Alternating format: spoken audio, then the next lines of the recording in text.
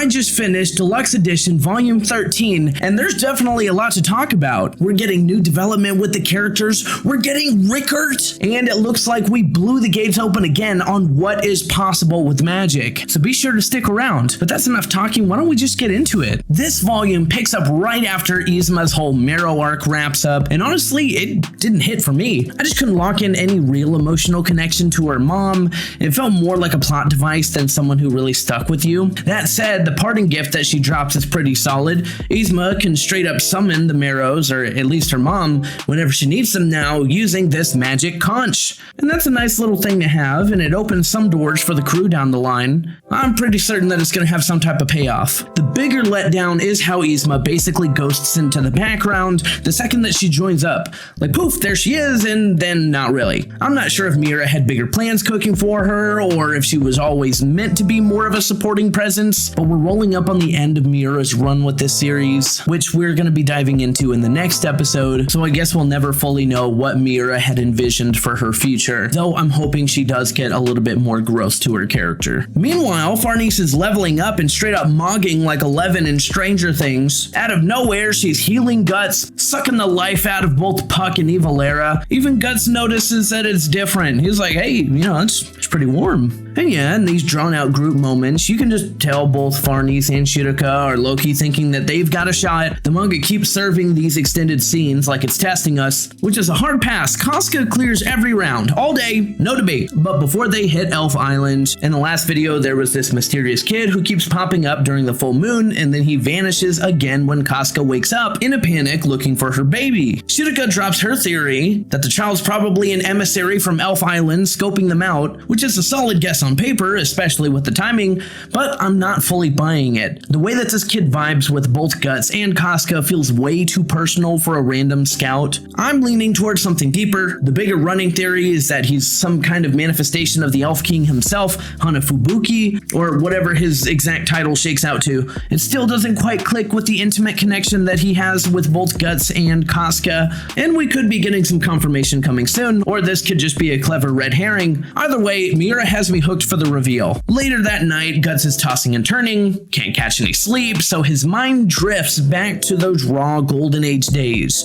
This flashback hits right after Gambino is gone, but before he links up with the Band of the Hawk, which is prime lone wolf survival mode. It's a solid little side story that feels like it's planting seeds for bigger payoffs down the line, and it drops a neat little lore nugget. Puck isn't actually the first elf that Guts has run into. While he's scraping by in some dungeon, basically eating scraps and whatever doesn't kill him first, he crosses paths with this flower elf, a little flower elf named Cheech. Or Chich, I'm not entirely sure how you say her name. But this story wraps up on a sad note. She straight up dies from what they call too much kindness, which is a brutal way to go. But I think this flashback's got real weight since we're sailing straight into Elfhelm territory. Guts makes it his mission to honor her final promise, throwing in some quality rich people bullying along the way. It circles back perfectly when he reunites with a certain guy from his past, finally getting the chance to deliver on his promise, and the whole sequence feels kind of random compared to the usual Berserk that we've come to know and love. It's like a standalone side quest we've never got before, but I'm betting that the Fantasia Arc will bring it back in some way.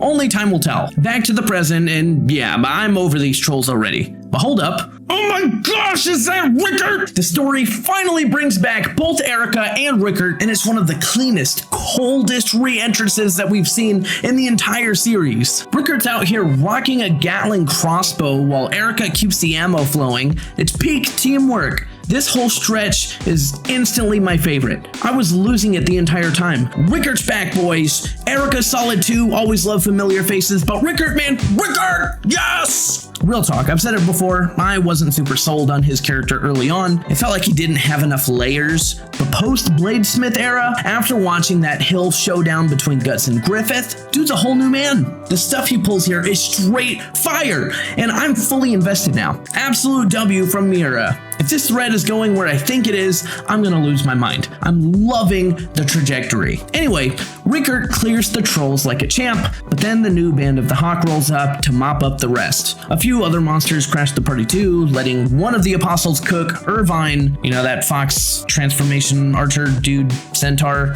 That dude's a problem. Irvine drops the giant beast like it's nothing and shares this glance with Rickert, basically letting Rickert know that the Band of the Hawk isn't what it used to be. While Rickert's processing everything that goes down, he remembers what Guts mentioned to him, that he'll never be able to hate Griffith for what he did, which sets up some killer internal character moments. He runs into General Laban and name drops from being the old Band of the Hawk. Dude doesn't really remember him specifically, but he does remember what day he's talking about. Around here is when I started clocking a drastic shift in the art style. Everything is still insanely detailed, but I can't really put my finger on it. It feels like everything is more simplified. It's almost like the lines are like streamlined. Now, maybe I'm tripping about it, I don't know. But Laban straight up doesn't look like himself in these chapters. Is that style evolution or is this something deeper? I'm not sure yet. And then Rickert bumps into Luca in Falconia, and I'm hyped. I haven't seen her since the Conviction arc, but she was low-key one of the MVPs, keeping everyone alive back then.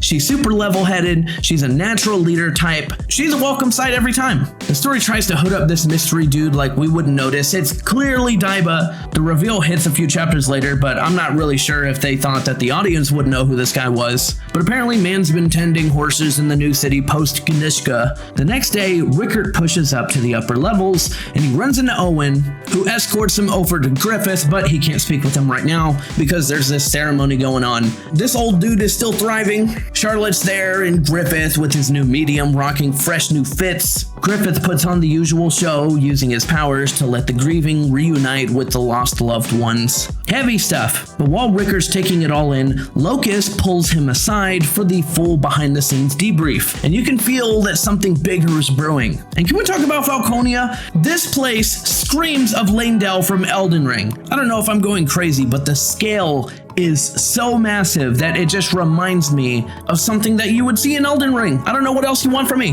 Look at that. It's so gorgeous. But back at the shack, Eric's out here annoying Daiba into submission, warming him up whether he likes it or not. Turns out Daiba and Luca go way back, or at least since Falconia was built, which is a wild dynamic. Throw in the fact that Erica, Luca, and Daiba all have personal ties to Guts, and they all crossed paths right here. You could say that it's coincidence, but my vote is causality. This whole sequence builds to one of my favorite Berserk moments, period. Locust takes Rickert to Pandemonium, this gladiatorial chicken fight arena full of war demons throwing hands, and honestly I think Locust might have fumbled by info dumping too hard to Rickert. If he had just let Rickert face Griffith, maybe the outcome would have been completely different, but it's too late now. Upstairs, Griffith is hosting this little party, and there's some surprisingly chill dynamics between the five of them. Then Rickert and Locust roll in, and Rickert wants to have a word with Griffith. And oh, the aura in this scene,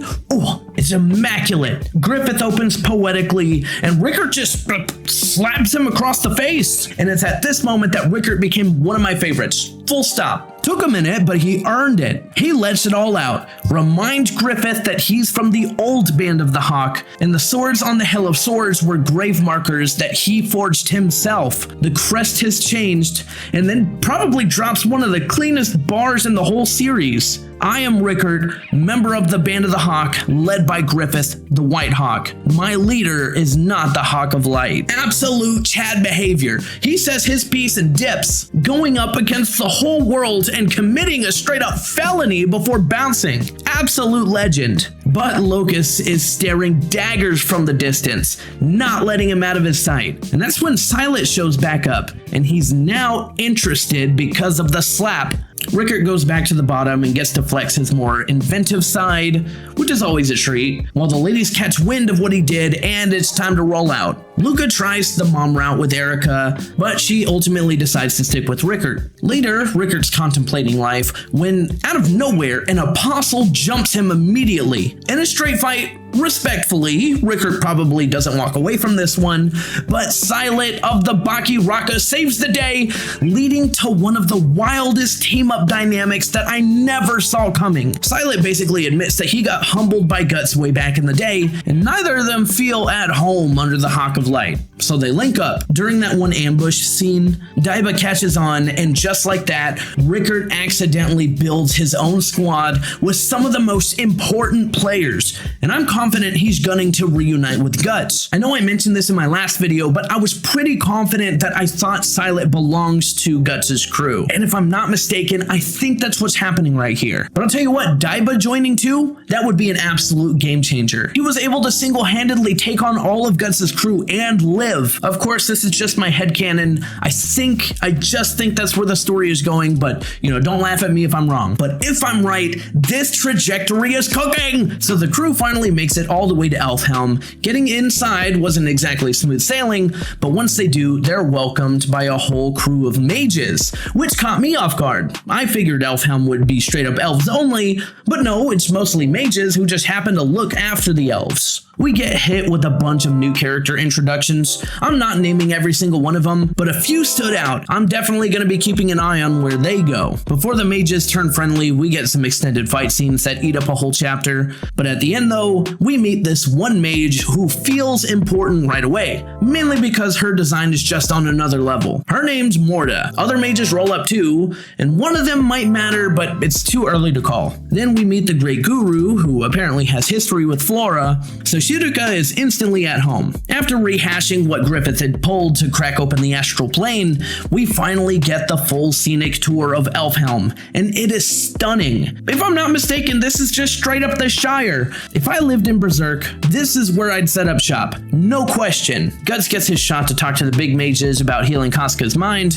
and props to the story. They don't drag us through a whole bunch of different side quests. They dive right in. Guts gets to drop some more lore about what he knows about Griffith, which is cool, and we get another rundown of how the Bahamut works, which is not really groundbreaking at this point. The real takeaway? Hanging around Elfhelm seems to crank mage power levels way up. I'm hoping we get a quick training montage for the crew because Farnice was already coming up nicely, but she could be cooking with something way bigger by the end of this arc. Plus, it feels like everyone's finally starting to get who Guts really is. He's starting to open up about Griffith's history, which is huge for a guy who's usually locked down, stoic, and keeps everything buried. I love these moments for his character. Nifiko's still out here being greedy like a little gremlin as usual, and I hate it for his character. But lucky for us, he gets caught and clapped in the most comedic way possible right away. Nobody's taking him seriously, which is perfect. I'm hoping he gets one more decent bit before we close this chapter on him. It would really suck if that's all his character was. We also get some more Puck lore, and it turns out that he's been an absolute menace to society the entire time, and I'm so here for it. It's so on brand for him. All that mystery around who he really is, everyone in Elfhelm immediately clocks him